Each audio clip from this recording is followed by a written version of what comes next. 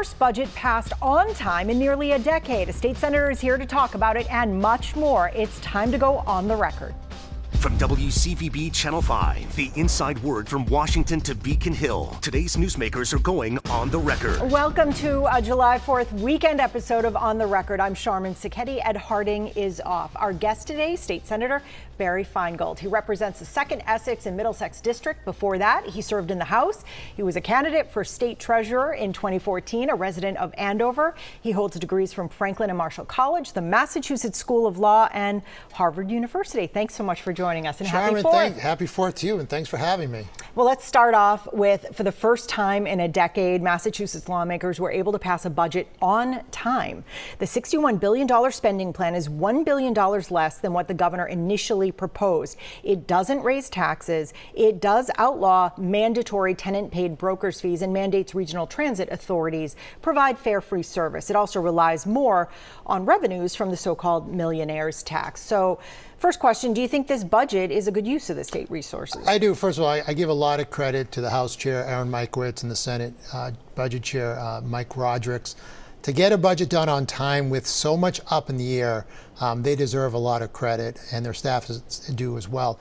I think it's a great budget, focuses on education, transportation, and to your point, it doesn't raise taxes, which I think in this climate is super important. So leans heavily on the millionaires tax, the so-called millionaires tax, which the state has seen a bit of a boom from, it seems. The thing that's really good about this budget is there's still a cushion that if we have to make cuts, there's about almost $800 million of a cushion, and we still have a rainy day fund of about $8 billion. So unlike the federal government, our budget is balanced and we actually have a surplus. So I think we're being fiscally responsible. I think we're thinking about the future, and we'll see what comes down the pike from the federal government. But never in all my years have we had a time where there's such uncertainty out there that makes it very, very difficult for us to navigate a budget, because what's really hard is we rely on the federal government for money, but then you have 351 cities and towns in Massachusetts that are relying on us for them to build their budget. So it is very difficult right now. And they need some certainty. Certainty, and we're in a time of a lot of uncertainty. And your colleagues, your Republican colleagues, some of them on the other side of the aisle will say, yes, these are uncertain times. And this budget is a $3 billion increase still over what we saw last year. Do you think that's sustainable? Would you characterize that as fiscal discipline? Well, I think what's really important is that we are balancing our books. We are not deficit spending.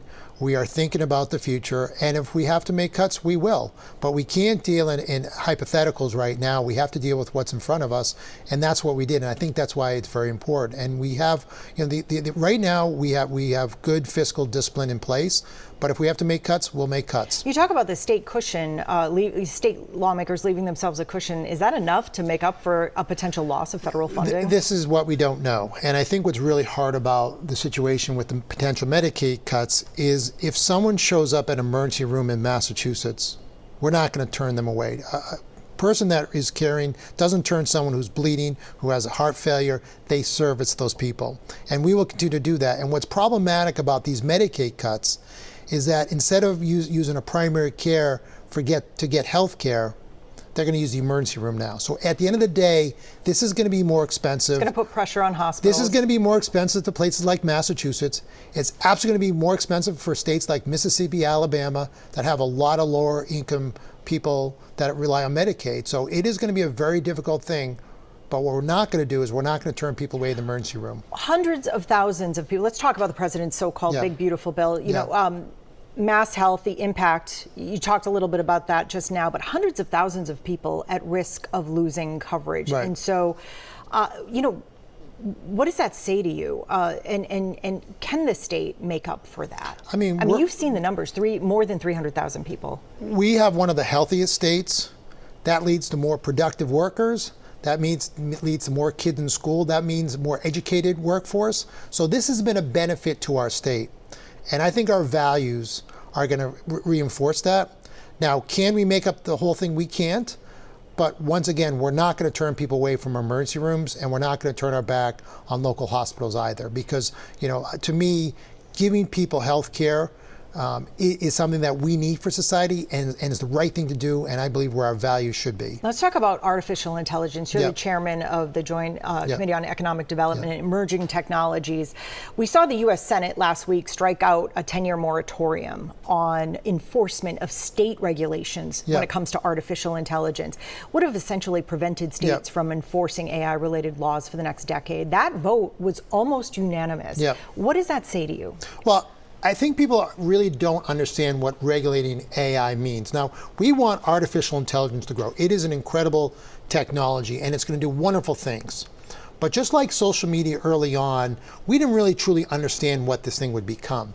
And I think to have proper guardrails around artificial intelligence is a good thing. You think state lawmakers kind of missed the boat on social media? I do. I mean, we all thought Facebook was this cute little company in Cambridge. Little did we know how powerful it would be. And now 1 out of 3 women have said that because of Meta. You know, Meta said this, that they have issues because of some of the algorithms. So I think it's problematic, some of the stuff on social media. And we were too late to the ball game on that. But example of artificial intelligence, okay?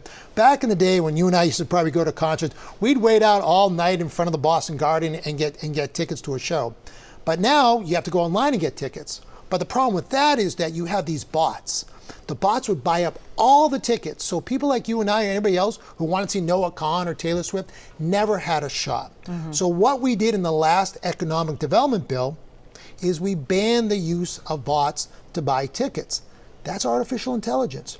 And there's going to be so many other examples like that. That's why I do think it's important that states do have the ability to regulate AI. Do you think there should be comprehensive federal regulation when it comes to AI? Absolutely. And what I've been working with state senators from California, from New York.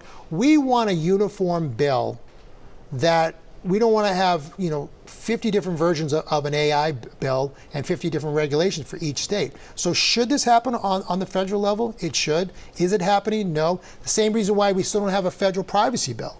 So that's why states like ours, I believe, need to step up. Not to fully regulate it, but to have proper guardrails so people don't get hurt. All right. The Trump administration is threatening to cut all of Harvard's federal funding. Accusing the school of, quote, being in violent violation of a section of the Civil Rights Act. It said the university has been, in some cases, a willful participant in anti-Semitic harassment of Jewish students, faculty, and staff. Harvard, on the other hand, says it has made significant strides in fighting bigotry, hate, and bias. Do you think the president is right to target Harvard's funding? I think the president is wrong. I think it is a real massive mistake. I think Alan Garber, who's the president of Harvard, is doing a great job.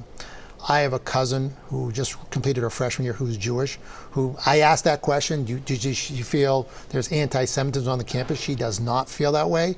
And Harvard does so much good for so many people, whether it's for research on cancer, whether it's research on aging, or research on helping veterans that have had some tough issues while they served in our armed forces. So we are hurting so many different groups across this country by allowing the president to cut funding for Harvard. Harvard's own task force report shows it had a problem. Oh, absolutely. And I'm not saying it didn't have a problem, but I can tell you right now, I believe Alan Garber has done a good job. I believe they've made some changes, and I think we should move forward. And I think it is an absolute mistake, not only for Massachusetts, for our country, not to have funding to do things like beat cancer, to help people with aging, to help our military veterans deal with some of the most tough issues they deal with when they come back from overseas and fighting. All right, State Senator Barry Finegold, our discussion continues after the break.